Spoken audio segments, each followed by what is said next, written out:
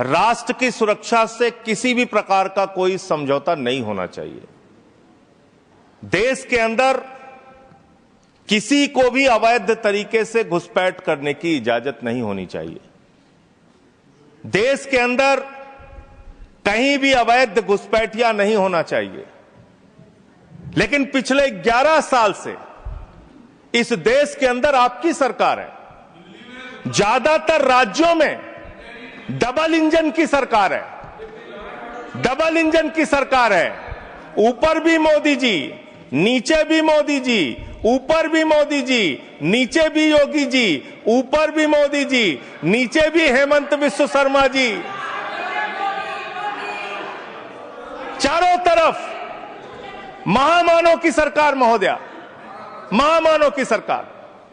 वो तो अवतार भी कहते हैं अपने आप को, और उस अवतार की सरकार में घुसपैठ हो जा रही है।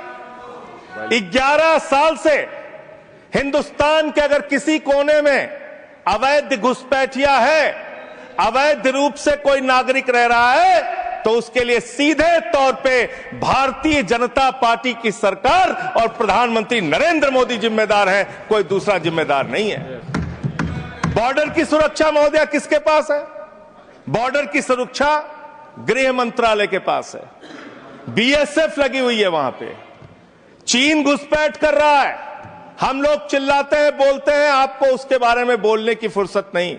गलवान घाटी में हमारे 20 जवान शहीद हो गए, लेकिन शर्म आती है उस चीन के साथ आपने अपना व्यापार बढ़ाने का काम किया है, हिंदुस्तान का रुपया उन तक पहुंचाने का काम किया है। देश के बॉर्डर की सुरक्षा आपके जिम्मे है। मैं बड़ा हास्यास्पद तर्क सुन रहा था, बहुत ही हास्यास्पद तर्क। यहां टीएमसी के हमारे मित्र बैठे हुए हैं, कह रहे थे बॉर्डर लगा हुआ है बंगाल के साथ, बॉर्डर लगा हुआ है आसाम के साथ, त्रिपुरा के साथ। उस समय कांग्रेस की सरकार थी, टीएमसी की सरकार थी, फला थी, ढिमका थी। आधार कार्ड बन गया, आधार कार्ड बन गया, इसलिए उसी आधार कार्ड ने सब गड़बड़ कर दिया। और उसी आधार कार्ड की वजह से एक बांग्लादेशी घुसपैठिया बंगाल से चला, आसाम से चला, त्रिपुरा से चला, झारखंड पार किया, बिहार पार किया, यूपी पार किया, दिल्ली आ गया। और ये बेचारे देखते रहे, इन्होंने कुछ नहीं किया। और मल्लिकार्जुन खड़गे जी भी बैठे हुए हैं, ये भी राज्य में मंत्री रहे हुए हैं। माननीय लोपी साहब, प्रमोद तिवारी जी भी राज्य में मंत्री रहे हुए हैं। इन दोनों से भी पूछ ले सरकार के लोग, ये भी आपकी मदद कर देंगे। किसी राज्य के अंदर कोई व्यक्ति आ गया तब उस राज्य सरकार की जिम्मेदारी होती है। लेकिन मुझे लगता है आजकल पूरा का पूरा गृह मंत्रालय सुपरमैन की पिक्चर देख रहा है। पूरे भाजपाई सुपरमैन की पिक्चर देख रहे हैं।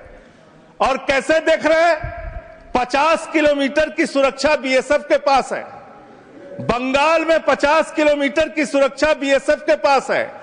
एक बांग्लादेशी खड़ा होता है, उस बॉर्डर पे खड़ा होता है जहां बीएसएफ होती है, जहां गृह मंत्रालय होता है, छलांग लगाता है वो व्यक्ति, 50 किलोमीटर छलांग मार के सीधे ममता जी के पास पहुंच जाता है। कहते ममता जी आधार कार्ड दे दीजिए। ये हो रहा है क्या? 50 किलोमीटर आप नहीं रोक पा रहे हैं, अपनी नाकामी आप नहीं बता रहे हैं। आसाम के अंदर, त्रिपुरा के अंदर, बंगाल के अंदर जो बॉर्डर है वो आपके जिम्मे है, और उसकी सुरक्षा के साथ खिलवाड़ आपने किया है, गृह मंत्रालय ने किया है, भारतीय जनता पार्टी की सरकार ने किया है। आप अपने दोस्त राज्य सरकारों के ऊपर मरते हैं। अरे आधार कार्ड तो तब आदमी मांगेगा जब राज्य की सीमा में घुसेगा। जब 50 किलोमीटर सीमा की सुरक्षा आपके जिम्मे है तो आप क्या कर रहे थे? आपकी सरकार क्या कर रही थी? और वो बांग्लादेशी सुपरमैन है, वो सीधे 50 किलोमीटर फांद के आएगा, सीधे पहुंच जाएगा 50 किलोमीटर के बाद ममता जी के पास, हमें आधार कार्ड दो। ये कैसा तर्क है? ये कैसा तर्क है? और आपने कहा भारत के अंदर कोई भी नागरिक अवैध पासपोर्ट, अवैध वीजा लेके नहीं रह सकता। लेकिन मैं दूसरी बात आपसे पूछना चाहता हूं, इसका मैं समर्थन करता हूं, बिल्कुल नहीं रह सकता। लेकिन जो हिंदुस्तान के डकैत आज विदेशों में बैठ के हमको चिढ़ाने का काम कर रहे हैं, जिन्होंने हमारी बैंकों को लूटा है, जिन्होंने आम आदमी का पैसा लूटा है, वो 20,000 करोड़ की लूट करने वाला नीरव मोदी और मेहुल चौकसी कई वर्षों से हिंदुस्तान छोड़ के बाहर बैठा हुआ है, चिढ़ा रहा है इस देश को। उस डकैत को आप पकड़ के अब तक क्यों नहीं ला पाए? जवाब दीजिए, क्यों नहीं इसका पासपोर्ट जब्त किया आपने? ललित मोदी आपका दोस्त, आपके नेताओं ने उसको भगाया हिंदुस्तान से।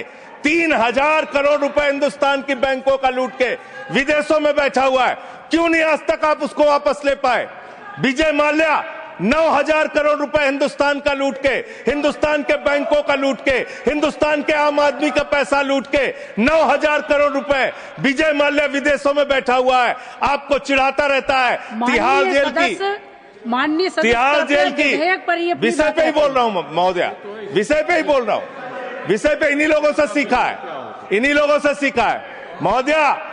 वो Vijay Mallya, I am not eluding sir, I am not eluding madam, I am not eluding. मंत्री जी को बोलने तब दिया जाए जब मैं एल्ड कर रहा हूं। आई एम नॉट एल्डिंग मैडम। अगर बिल से बाहर ही बोल रहे हैं तो बिल से बाहर भी सुनने के लिए तैयार रहे। एकदम ठीक है, जब आपका मौका आएगा आप बोलिएगा। महोदया, हम लोगों ने टीवी चैनल पे खबर देखी, विजय माल्या आएगा, तिहाड़ के बैरक में रहेगा, यहां पे उसका रोका जाएगा, यहां उसको सजा दी जाएगी। टीवी चैनल वाले खबर चला रहे थे और ये लोग भी बोल रहे थे विजय माल्या को लाएंगे।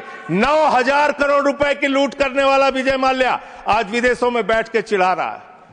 और एक ललित मोदी है, उसने कौन से देश की, संजय रावत जी, मुझे तो नाम में भूल गया, बानुआतू की नागरिकता ले लिया उसने। उसने कहा 1 करोड़ रुपए जमा करो, बानुआतू चलो, बानुआतू चला गया। अरे हिंदुस्तान, नितिन संदेशरा 6,000 करोड़ रुपए हिंदुस्तान का लूट के विदेशों में बैठा हुआ है, आपको चिढ़ा रहा है। और महोदया, मैं इस सदन का सम्मानित सदस्य हूं, देश के सर्वोच्च सदन का सदस्य हूं, बड़े दुख और पीड़ा के साथ आपके साथ कह रहा हूं कि इन बेईमानों का, जिन्होंने हिंदुस्तान की जनता के बैंकों में डकैती डालने का काम किया, उनको आज विदेशों में बैठा के मौज करा रहे हैं ये लोग। और मेरा पासपोर्ट जब्त है, मेरा पासपोर्ट जब्त है। क्या मैं हिंदुस्तान का नागरिक नहीं? क्या मैं इस सर्वोच्च सदन का सदस्य नहीं? मैं मेंबर ऑफ पार्लियामेंट हूं, मेरा पासपोर्ट जब्त है। मैं कहना चाहता हूं इनसे, अगर वास्तव में तुम्हारी नीयत साफ है तो आज हिंदुस्तान के अंदर 50 करोड़ से ज्यादा जिन जिन लोगों का बकाया है, सबका पासपोर्ट जब्त करो, कोई हिंदुस्तान छोड़ के भागने ना पाए। सबका पासपोर्ट जब्त कीजिए। आप अनावश्यक बातें करते हैं।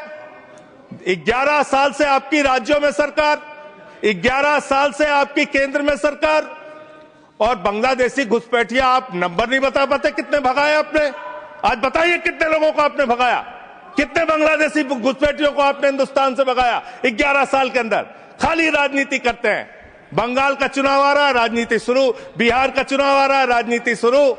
अरे इससे ऊपर भी जाओ। और इन्होंने कितना बड़ा पाप किया वो भी बता रहा हूं, पूरे देश को सुनना चाहिए कितना बड़ा पाप किया इन्होंने।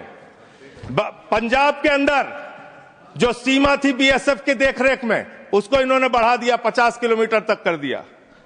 इसके साथ साथ इन्होंने tycoon profited after India relaxed border security rules for energy park. Energy park बनाने के लिए पाकिस्तान की सीमा में, गुजरात के अंदर भारत की सुरक्षा कानूनों में रिलैक्स देने का काम इस अपराध इस सरकार ने किया है। अपने एक दोस्त को एनर्जी पार्क का ठेका देने के लिए, उसका फायदा पहुंचाने के लिए, उसका धंधा कराने के लिए, देश की सुरक्षा के साथ अपने दोस्त को फायदा पहुंचाने के लिए, अडानी को फायदा पहुंचाने के लिए आपने बॉर्डर की सुरक्षा पे, वहां के कानूनों पे रिलैक्स देने का काम किया। कितने शर्म की बात है, कितने शर्म की बात है। एक दोस्त के लिए देश की सुरक्षा के साथ आप समझौता करते हैं। आप बोलेंगे आप वो लोग हैं जिन्होंने हमारे भारत के नागरिकों का अपमान किया अमेरिका ने। 144 करोड़ की आबादी वाला हिंदुस्तान, दुनिया का सबसे बड़ा लोकतंत्र हिंदुस्तान, दुनिया में भारत की बात जब आती है तो राष्ट्रपिता महात्मा गांधी से हमारी पहचान, भारत की बात जब आती है तो गौतम बुद्ध से हमारी पहचान, बाबा साहब डॉक्टर भीमराव अंबेडकर के संविधान से हमारी पहचान। लेकिन मुझे शर्म आती है कि हमारे नागरिकों को अमेरिका ने हाथ में हथकड़ी, पैरों में बेड़ी बांध के हिंदुस्तान की धरती पे पहुंचाया और आपको शर्म नहीं आई। आप हंस रहे थे, आप मजाक उड़ा रहे थे हमारे नागरिकों का। और हिंदुस्तान के अंदर जो हमारे नागरिक लाए गए अमृतसर के अंदर, उनको हथकड़ियां बांध करके जब उतारा गया, मान्यवर महोदया, जब उनको उतारा गया तो प्रधानमंत्री भी वहां उस वक्त थे, लेकिन उन्होंने सवाल नहीं खड़ा किया। जब उनको यहां उतारा गया उसके बाद उनको कैदियों के वैन में बैठा के हरियाणा छोड़ा गया। ये कर रहे हो आप लोग, ये कर रहे हो आप लोग। बॉर्डर की सुरक्षा के साथ सबसे ज्यादा खिलवाड़ करने का काम इस देश में, घुसपैठियों को सबसे ज्यादा पनाह देने का अब पाप अगर किसी पार्टी ने किया है तो उस पार्टी का नाम है भारतीय जनता पार्टी और उस सरकार का नाम है मोदी सरकार और उसका गृह मंत्रालय। फालतू की बातें मत करो, फालतू के बातें करना बंद करो। देश के अलग अलग दुनिया के अलग अलग हिस्सों में अगर इस देश की बैंकों को लूटने वाले चंद पूंजीपतियों को बिठाने का, मौज उड़वाने का अपराध अगर किसी ने किया है तो नरेंद्र मोदी की सरकार ने किया है, एनडीए की सरकार ने किया है, आप लोगों ने किया है। आपको बोलने का कोई अधिकार नहीं है। हम राष्ट्रभक्त थे, हैं और रहेंगे। आपसे किसी भी प्रमाण पत्र की जरूरत नहीं है। आप लोगों का इतिहास हिंदुस्तान की आजादी के आंदोलन में गद्दारी का इतिहास रहा है। बहुत बहुत धन्यवाद महोदय।